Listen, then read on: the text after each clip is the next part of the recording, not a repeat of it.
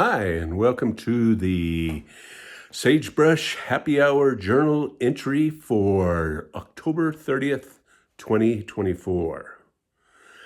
One of the things about off-grid living is that, especially when you're just totally off-grid solar like I am, is that you're constantly thinking about power.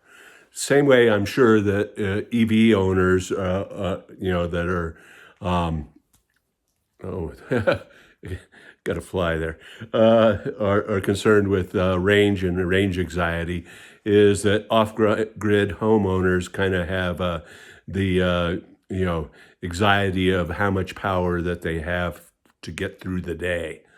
And so one of the biggest challenges is the first thing in the morning when you make breakfast, is because that is when your batteries have been draining overnight. And typically, your overnight loads aren't that much, but you may, it goes from sundown to sun up. So, after sundown, you may be watching TV or on the computer or something like that and using some power.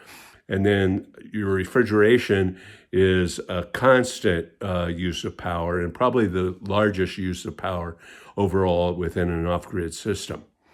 And so when it gets to be 6 or 7 a.m. in the morning and the sun isn't up and you're not generating power, and that's when you want to make breakfast.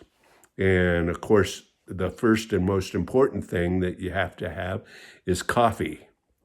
And so we have an electric coffee maker, and it's a very nice coffee maker, and made by Bosch and Porsche Design, and it uses about 1,000 watts to make 4 12-ounce cups of coffee.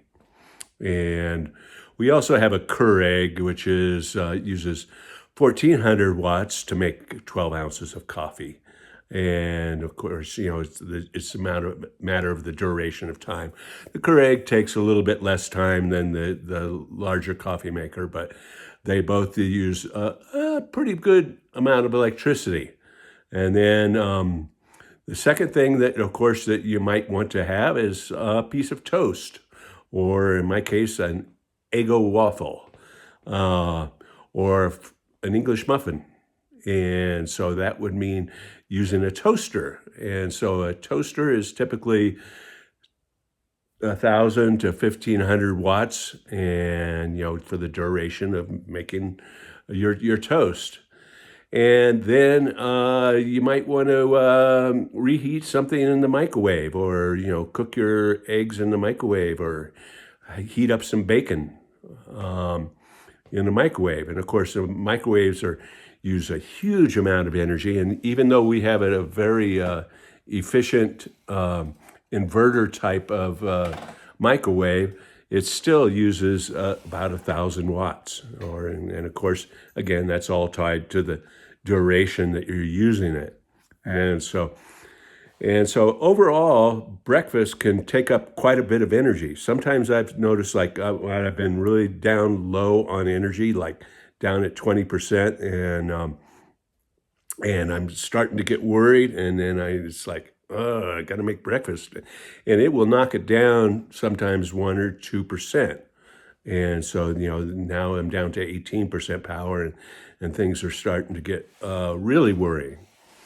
And so in those cases, generally, then I opt toward using propane and our propane range, and then I'll heat the coffee. I'll make the coffee in a percolator, make my bacon and eggs in the cast iron pan, and not have any toast, and maybe opt for a breakfast burrito.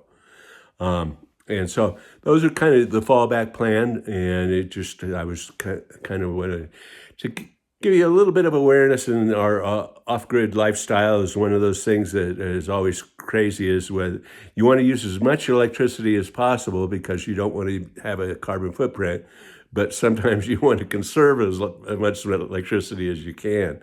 And so then you have to kind of go toward using fossil fuels and increasing your carbon footprint. So that's always one of the dilemmas. And so that's my journal entry for today. As always, cheers.